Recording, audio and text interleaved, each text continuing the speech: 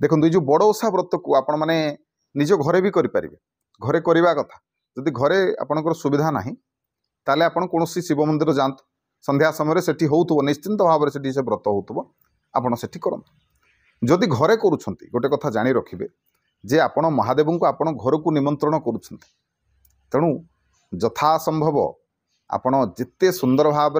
तार नीति नियम को सब पालन करेंगे से आपण भल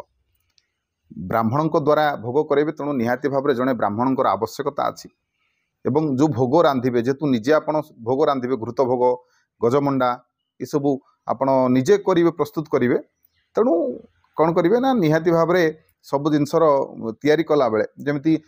महादेवंकर बा ठाकुरंकर भोग जो रांधती सेतबले मुहरे कपड़ा दि जाए जो समय आपण हांडी भितर आपण रांधुंट हांडी छुँच से समय आपणकर नाक बंद थी पाटी नाक बंद थी कहीं आपन को जदि छिंक लगिला कि हाई मारे कि पाटी को जिनस बाहरी आसला से मुहरे कपड़ा बांधिकी भोग प्रस्तुत करेंगे ये सब नियम पालन करेंगे जो समय आप जो भोग रांधुंट भोग छुँच पंचामृत छुँच से समय आपड़ टे मुहरे कपड़ा निश्चिंत भाव में देवे आउ गोटे कथा मन रखिए ये व्रत जिते आप करुँचा जिते करुँच साई पड़िशा लोक मान निमंत्रण करेंगे देखापी डाकिबे समस्त को डाकिबे निमंत्रण करेंगे समस्त को बसिया आसन देवे ग्राम जदि कीर्तन मंडली अच्छा कीर्तन मंडली को निमंत्रण करेंगे कहीं जो भोग कर समस्त को देवे ना पांचमुखे हरि 5 जन को देले सीना हम नदेले आउ निजे करके भोगटा खाइबे कि